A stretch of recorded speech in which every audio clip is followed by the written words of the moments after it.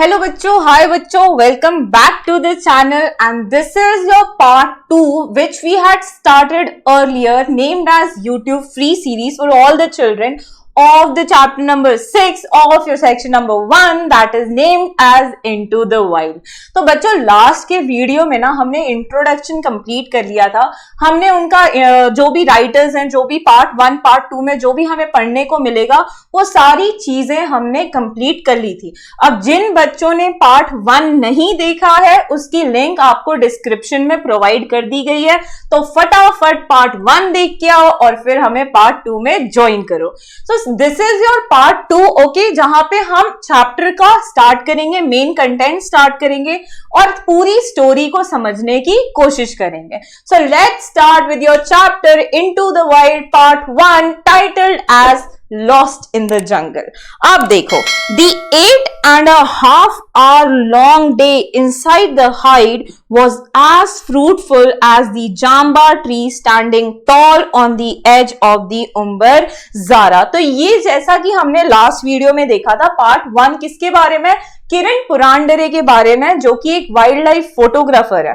तो अब इनकी स्टोरी कहां से स्टार्ट होती है, तो बच्चों एक दिन ये उम्बर ज़ारा के जंगल में बिताने जाते हैं, जहां पे उनने हाइड मतलब क्या बच्चों, जो छुपाने में मदद करते हैं। आपने आर्मीज में देखा होगा या कहीं कहीं फोटोज में देखा होगा कि कैसे वाइल्ड लाइफ फोटोग्राफर अपने आप को कैमोफ्लेज करने के लिए कपड़ा डाल लेते हैं अपने आप पे, तो उसी चीज को हम हाइड बोलते हैं। तो वहां पे उनने कितने घंटे बिताए थे, 8.5 घंटे, 8.5 आवर बिताने के बाद उन्होंने क्या बोला कि वो जो घंटे थे, वो जो दिन था, वो इतना ज्यादा फ्रूटफुल था कि वो किससे कंपेयर किया गया, एक जाम्बा ट्री से कंपेयर किया गया। अब जाम्बा ट्री से क्यों कंपेयर किया गया बच्चों, कि वो एक ऐसा ट्री है जहां पे बहुत सारे फ्रूट्स उगते हैं, ठीक है। तो it is as fruitful as जाम्बा ट्री, ये मेटाफर उन्होंने हमें समझाया है। Okay, Before wrapping up my day at this natural water hole, I took entries of the avifauna in my field notes। तो वहां पे वो ऐसा नहीं है कि टाइम बिताने गए थे, शांति पाने गए थे, नहीं, वहां पे वो various species of animals and birds को स्टडी करने गए थे। तो बहुत सारी चीजें उनने नोटिस की थी, जिसमें से एक चीज थी एविफोना। अब एविफोना क्या होता है बच्चों, एक पर्टिकुलर काइंड ऑफ स्पीशीज होती है बर्ड्स की, जो एक पर्टिकुलर एरिया में ही फाइंड की जाती है। उसके बारे में उन्होंने अपनी डायरी में एंट्री की और फिर वो सब चीज रैप अप करने के लिए वापस की जर्नी तय करने लगे। Since I was alone, जैसा हमने इंट्रोडक्शन में पढ़ा था, कैसे ट्रैवलर थे ये बच्चों, solitary.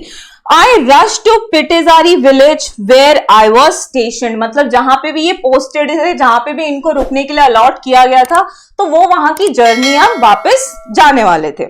I camouflaged the hide, took my essentials, came out of the hide and stretched out to my heart's content। कहने का मतलब क्या कि जो भी उनने अपने आप को छुपाने के लिए मदद लिया था, चाहे वो कपड़ा हो, टेंट हो, उस सबको उनने फोल्ड किया, रैप अप किया, उसको छुपा दिया अच्छे जगह से, ताकि कोई जानवर उसको फाड़ पीड़ ना दे या कोई और इंसान उसको चुरा के ना लेके जाए। उसको एकदम पूरा छुपा दिया। जो भी उनको एसेंशियल्स लग रहे थे, चाहे वो टिफिन हो, चाहे वो वाटर बॉटल हो, जो भी उनके लिए एसेंशियल्स थे, वो सब उनने अपने बैग में डाले और वापस निकलने लगे। कहां पे, वापस निकलने से पहले, सिंस वो दिन उनका अच्छा बीता तो एकदम मस्त ड्रेस किया, एकदम मजेदार उबासी ली मस्त, और फिर वो वापस जाने लगे।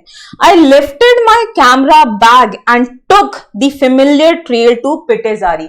तो उनने अपना कैमरा बैग लिया, जिसमें वो कैमरा रखते थे फोटोज खींचने के लिए या वीडियोस बनाने के लिए, और फिर वो वापस, फेमिलियर ट्रेल कहने का मतलब क्या कि जिस रास्ते से वो आए थे पिटेजरी से, उसी रास्ते को उन्होंने पकड़ लिया वापस जाने के लिए। Negotiating the webbed leaves of teak wood and moha trees, trying to make minimal sound, I was treading cautiously among the woods। अब बेटा ये जंगल है, तो यहाँ पे डीजे बजा के आप नहीं जा सकते वापस रास्ते पे, वरना जो भी जानवर है आपकी मेहमान नवाजी करने आपके पास आ जाएंगे, ठीक है। तो जो भी बीच में पेड़ थे, अब जो पत्ते थे पेड़ के, कौन से पेड़ के थे, तो वो टीक वुड और मोहा ट्रीज के, उनको वो साइड करते हुए, झुकते हुए, धीरे धीरे स्टेप्स करते हुए वो आगे की तरफ बढ़ने लगे, कम से कम आवाज निकालते हुए, ताकि जो भी जानवर सो रहे हैं वो सोते ही रहे। Okay, Walking alone in a jungle needs more alertness than walking with a companion. तो जंगल में अकेले चलने के लिए ज्यादा हमें ध्यान रखना होता है than with walking with a companion. I was alone here like a fox. तो ये देखो यहाँ पे भी एक सिमिली कंपेयर की गई है फॉक्स से. जैसे फॉक्स जो जानवर है ना वो भी अकेला रहना पसंद करता है, जनरली वो अपना टाइम अकेला ही बिताता है. तो ये भी कुछ उसी सिचुएशन थे, उस सिचुएशन में थे उस जंगल में उस दिन. Following the trail silently, watching with wide open eyes, my ears were grasping a variety of sounds just when a familiar sound stunned me. Okay?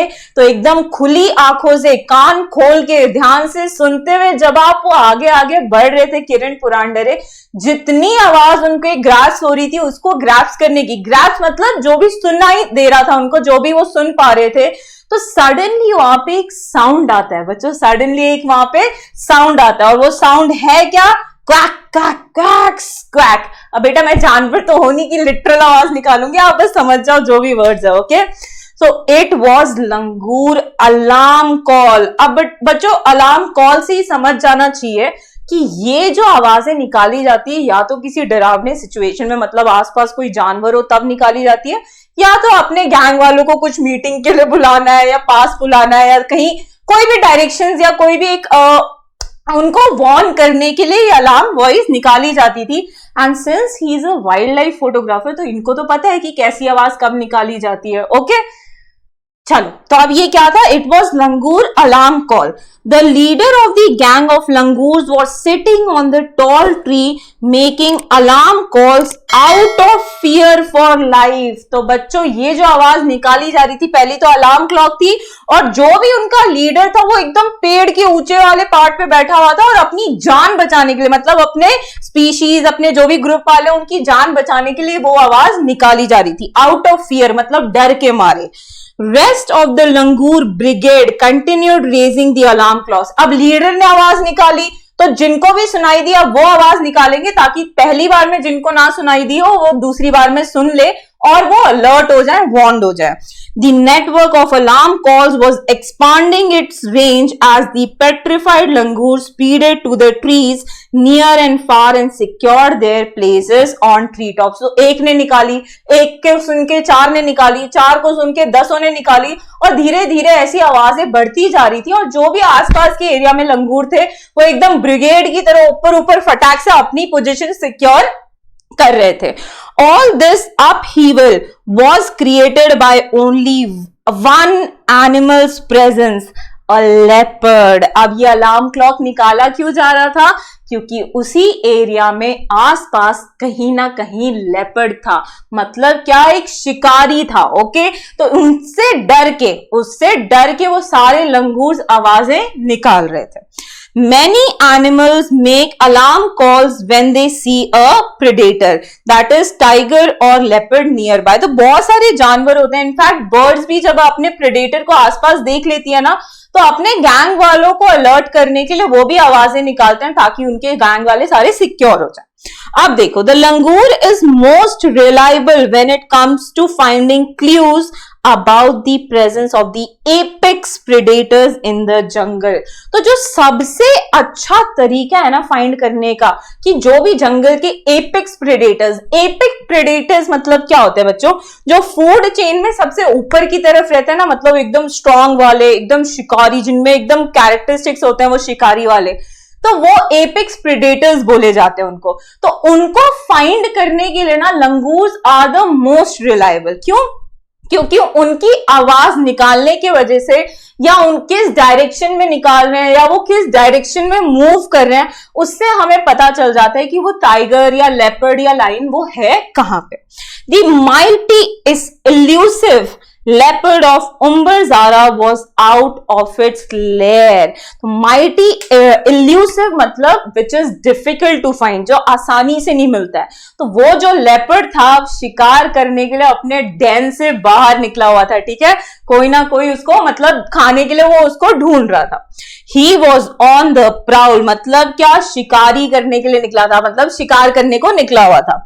The sleathily moving figure in spotted gold black cloak was spied by these langurs. अब देखो एक उसको इंसान की तरह माना गया, ऐसा मेटाफर उन्होंने यूज किया है कि उसने कैसा क्लॉक पहना था। क्लॉक मतलब जो ओवरकोट बड़ा सा नहीं होता जो हम पहनते हैं इंसान लोग, तो अब उसने तो क्लॉक नहीं पहना होगा। ऑफ कोर्स उसका जो स्किन था वो कौन से कलर का था बच्चों, तो it was of gold and black colour, और वो वहीं पे कहीं घूम रहा था किसी लंगूर या किसी प्रे को पकड़ने के लिए। Even the small ones from the region of langurs were giving alarm claws। तो बड़े चिल्ला ही रहे थे, छोटे लंगूर्स भी चिल्ला रहे थे डर के मारे। अब बड़ों की आवाज कैसी थी, क्या, तो अब छोटों को तो बोलना आएगा नहीं, वो भी इंसान के बच्चे की तरह, तो उनकी जो आवाज निकल रही थी बच्चों वो कैसी थी, चैक चैक, ठीक है।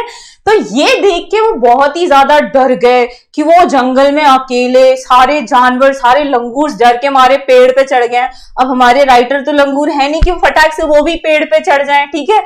आप ये देखो ऐसा सिनेरियो बन गया कि जहां पे ये अकेले हैं, चिल्लाने का भी कोई फायदा नहीं है, चिल्लाएंगे भी तो किसी को सुनाई देगा नहीं, और जिसको सुनाई देगा वो आके इनकी जान ले लेगा। तो सोचो कितनी डिफिकल्ट सिचुएशन है, उनकी बॉडी में पूरे हार्मोन्स ऊपर से नीचे हो रहे होंगे, क्या करें क्या ना करें, ऐसी मुसीबत में हो गए। आगे का लेक्चर कंटिन्यू करने से पहले मैं आपको एक छोटी सी इंफॉर्मेशन प्रोवाइड कर देती हूँ कि हमारी जो एसजीसीए के लेक्चर्स होते हैं ना वो दो टाइप के होते हैं, एक यूट्यूब सीरीज जैसा कि आप मुझे अभी देख रहे हैं, एंड दूसरा premium online live classes. Premium online live classes में आपको दिखाए गए फैकल्टी से आप जी मीट पे फेस टू फेस बात करते हैं, एंड दूसरी इंपॉर्टेंट चीज क्या है, तो आपको यहाँ पे ऑनलाइन बैकअप प्रोवाइड किया जाता है। प्रीमियम बैचेस की कुछ और भी फैसिलिटीज हैं जो कि आपको स्क्रीन पे दिख रहे हैं, and you are provided with hard copy notes. The courses which are offered by SGCA are 11th, 12th, BCom and CA Foundation. So for admission and more details, you can call us or WhatsApp on the number shown on the screen. चलिए फिर आगे का lecture continue करते हैं। अब देखो बड़े तो बड़े भी चिल्ला रहे थे, छोटे भी छोटे चिल्ला रहे थे। अब छोटे कैसे चिल्ला रहे थे, चैक चैक, ठीक है। अब देखो अब हमारे राइटर को तो अलर्ट होना ही पड़ेगा, मतलब इनको इतना एक्सपीरियंस था कि इनको पता चल गया था कि जंगल में आसपास कोई टाइगर नहीं तो लेपर्ड है। I stayed put कहने का मतलब that he became alerted, warned, gauged the leader langoor's target site and scanned the area visually। अब इनने बड़ी होशियारी से क्या किया कि जो भी उन लंगूर का लीडर था पहले जंगल में उसको ढूंढा, और वो किस डायरेक्शन में देख रहा है बच्चों, टेक्निकली या लॉजिकली लंगूर किस डायरेक्शन में देख रहा होगा, जिस डायरेक्शन में वो टाइगर होगा, राइट और रॉन्ग, तो वो भी उसी डायरेक्शन में देखने लगे, और उनने पूरा एरिया स्कैन किया कि आगे बढ़ना है या पीछे कहीं छुप जाना है या क्या करना है या क्या नहीं करना। took some steps, तो उन्होंने क्या डिसाइड किया, आगे की थोड़ी तरफ बढ़े। stopped again, और फिर से रुक गए।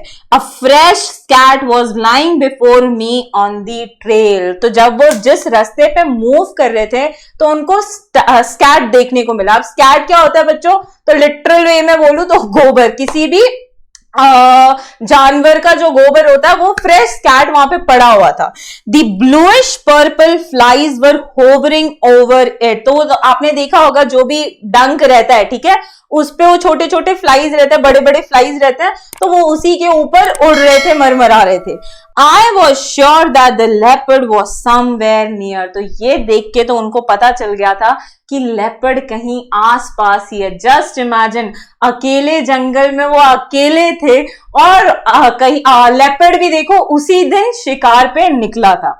The distant alarm call of four-horned antelope was adding to the chaos, तो सिर्फ लंगूर ही आवाज नहीं निकाल रहे थे, आसपास जो एंटेलोप्स थे ना बच्चों, जिनके ऊपर ऊपर ऐसे बड़े बड़े हिरन जैसे दिखते हैं लेकिन बड़े बड़े सींग होते हैं, तो वो भी आवाजें निकाल रहे थे अपने गैंग वालों को वार्न करने के लिए।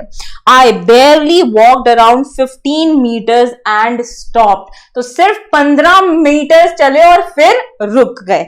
I had apparently entered into the sanctum sanctorum of a miracle called leopard।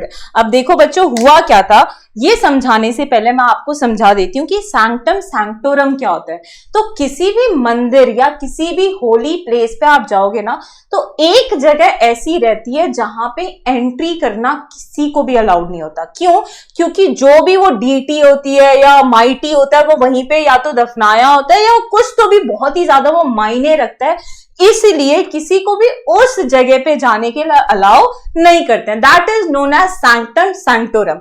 अब जैसे ही उनने 15 मीटर्स चला और रुका तो उनने क्या रियलाइज किया कि वो एक्चुअली लेपर्ड से बचेंगे क्या, वो तो लेपर्ड के घर ही पहुंच गए चाय पीने। ठीक है, वो एक ऐसी एरिया पे आ गए जहां पे लेपर्ड अपना ज्यादातर टाइम बिताता था, जहां पे वो शिकार करता था।